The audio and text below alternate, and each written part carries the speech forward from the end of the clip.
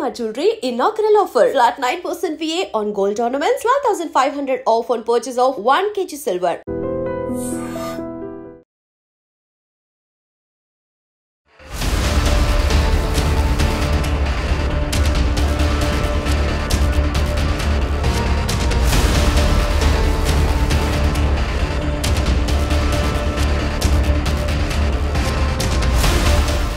ఈ సంఘటన నిజంగా చెప్పాలంటే కూడా నాకే అసలు ఇంత ఘోరంగా ఇంత భయంకరమైన సమాజంలో మనం ఉంటున్నామా.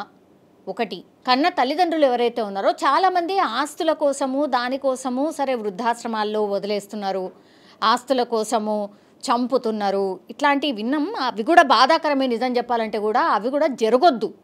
ఇప్పుడు మనకు జన్మనిచ్చిన వాళ్ళనే మనం హింసిస్తే అసలు మనది ఏం జన్మ అన్నట్టు, అది మనం వేస్ట్ అన్నట్టే కదా. ఇక ఒక రకంగా చెప్పాలంటే ఈ ఏమంటారు, జంతువులు ఉంటాయి కదా, జంతువులకి ఏ విచక్షణ ఏముండదు చూడండి, సేమ్ ఇక మనం కూడా అంతే అన్నట్టు లెక్క. కానీ ఇక ఇప్పుడు నేను చెప్పబోయే స్టోరీ అయితే దానికి మించి ఇక అసలు ఏమీ లేదు, ఇక ఏ బంధాలు లేవు, తల్లిదండ్రా లేకపోతే ఇంకోట అసలు ఏమంటే ఏమీ లేవు. మహబూబ్ నగర్ జిల్లా జడ్చర్ల మండలం పోలేపల్లి గ్రామానికి చెందినటువంటి ఈ వ్యక్తి ఎవరైతే ఉన్నారో, ఏమో నాకైతే వ్యక్తి అని కూడా అనాలని అనిపిస్తలేదు, నిజంగా అంత కోపం వస్తుంది. వీడు శ్రీధర్ జులాయిగా తిరుగుడు, తాగుడు, తందానలాడు, అంతే. ఇక ఈ దంపతులకి యాక్చువల్లీ 4 పిల్లలు, 2 కూతుర్లు 2 కొడుకులు, ముగ్గురికి కూడా మ్యారేజ్ అయిపోయింది. ఈ శ్రీధర్ అనేటోడు ఎవరైతే ఉన్నారో తల్లిదండ్రులతో పాటే ఉంటాడు, ఏం చేసేదేం లేదు, జులాయిగా తిరుగుడు, అంతే. ఇక కూలీ పనులు చేసుకొని బతుకుతున్నారు ఈ దంపతులు కూడా. ముగ్గురు మిగతా పిల్లలు ఎవరైతే ఉన్నారో వాళ్ళు పెళ్ళిళ్ళు అయిపోయి వాళ్ళు బాగానే ఉన్నారు. మరి ఈ క్యాండిడేట్ ఎందుకు ఇట్లున్నాడో తెలియదు, కానీ 28 సంవత్సరాలైనా పెళ్ళి కాలేదు, ఇంకా అమ్మ నాన్న మీద డిపెండ్ అవుడు. అంటే పెళ్ళి కాలేదు అని అంటే ఏం చూసి పిల్లనిస్తారు, మరి ఏం చేసేదేం లేదు, మొత్తం బలాదూరుగా తిరుగుడు, తాగుడు, తందానలాడు, ఈ పనులు అన్నట్టు.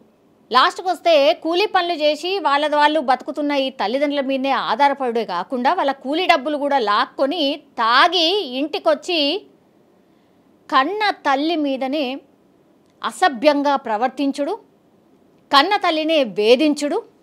అసలు ఆమె ఎవరికి చెప్పుకుంటుంది? అసలు కొడుకే ఇట్లాంటిది చేస్తున్నాడు అని అంటే ఎవరికైనా చెప్పే పరిస్థితి ఉంటుందా? ఆమె మానసిక క్షోభ ఎవరికైనా అసలు ఊహించుకుంటేనే మనకే ఎట్లనో అవుతుంది. ఆమె పరిస్థితి ఏమై ఉండొచ్చు, ఆ కన్న తల్లిదండ్రుల పరిస్థితి ఏమై ఉండొచ్చు? ఇట్లాంటి కొడుకు నాకెందుకు ఇచ్చావు దేవుడా అనుకోవడమే కాకుండా, జులాయి పనులు చేయడమే కాకుండా, తాగి వచ్చి హింసించుడే కాకుండా, లాస్ట్కి వస్తే కన్న తల్లియా లేకపోతే ఎవరితోనే అట్లా ప్రవర్తిస్తున్నావు అనే విచక్షణ కూడా లేకుండా వీడు ప్రవర్తించిన తీరు ఇప్పుడు ఆ కాళికాదేవి అవతారం అంటారు కదా, ఇగో అదే ఎత్తినట్టు లెక్క నాకు తెలిసినంత మటుకైతే. ఎంతకని బేరీ చేస్తుంది? కొన్ని నెలలు అవుతుందట వీడు చేసే చేష్టలు కావచ్చు, వీడు చేసే బిహేవియర్ కావచ్చు, మరి మానసికంగా మంచిగా లేదా ఏందా అని అంటే మరి తాగుతున్నాడు, తింటున్నాడు, వాళ్ళ దగ్గర నుంచి పైసలు గుంజుకుంటున్నాడు, పోతున్నాడు, బాగానే ఉంటున్నాడు.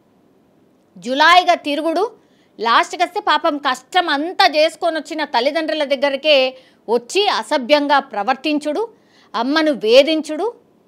అంటే ఆడపిల్ల అయితే సాలేమో, ఇక కన్న తల్ల లేకపోతే ఇంకోట అని ఆలోచించే పరిస్థితిలో కూడా లేడు వీడు.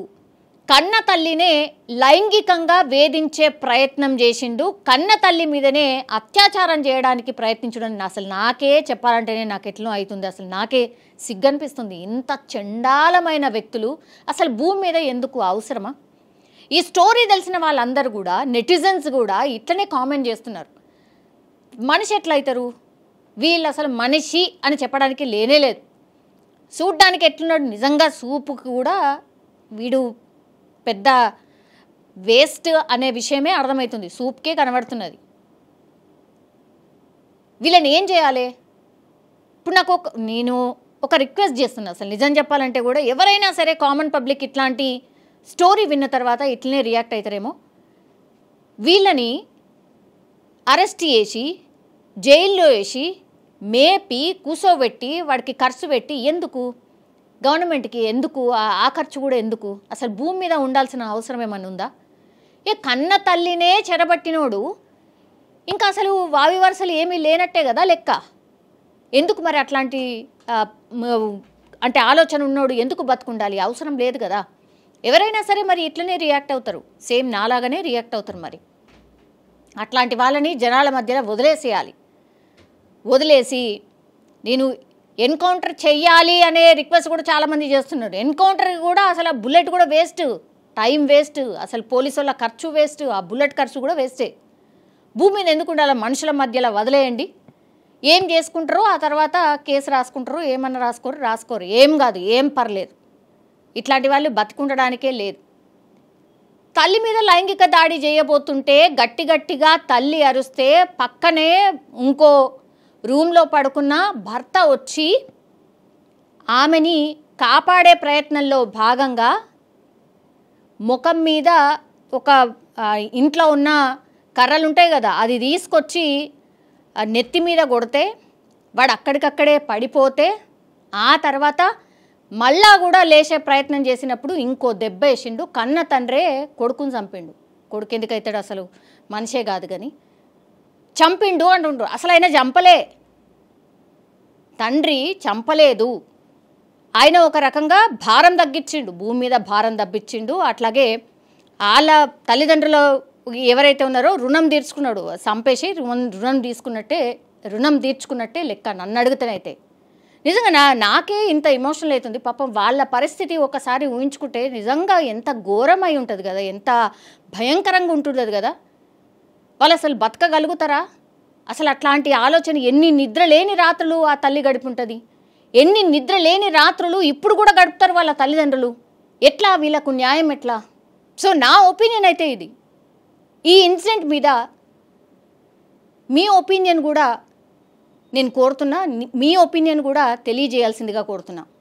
నా లెక్కలనైతే మనిషి కాదు. మీరేమనుకుంటున్నారు ఈ ఇన్సిడెంట్కి సంబంధించి? ఎట్లాంటి పనిష్మెంట్ ఇవ్వాలి? అసలు ఇట్లాంటి మనుషుల మీద ఎట్లాంటి చర్యలు తీసుకోవాలి? బతికి ఉండాల్సిన అవసరం ఉందా లేదా? ఇది మీ కామెంట్ రూపంలో తెలియజేయాల్సిందిగా కోరుతున్నా.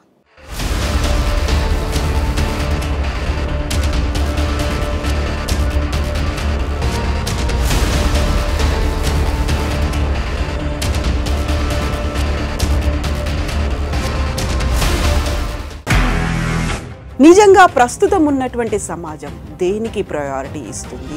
ఆర్థిక సంబంధాల చుట్టూ మాత్రమే తిరుగుతుంది. మళ్ళీ ఎన్నికలంగానే చాలా విరక్తి కలుగుతుంది. మంచి అనిపిస్తుంది కదా, లేడీస్ కూడా ఛాలెంజింగ్ జాబ్స్ చేసినప్పుడు చాలా బాగుంటది. ట్రాఫిక్ అసిస్టెంట్స్ గా నియమించిన ట్రాన్స్జెండర్స్ అందరితో సాల్యూట్ చేయించుకుంటున్నారు. ఫుడ్ డెలివరీ ఇవ్వటానికి వెళ్ళినటువంటి డెలివరీ బాయ్ అనిల్ పై కళ్ళ ముందు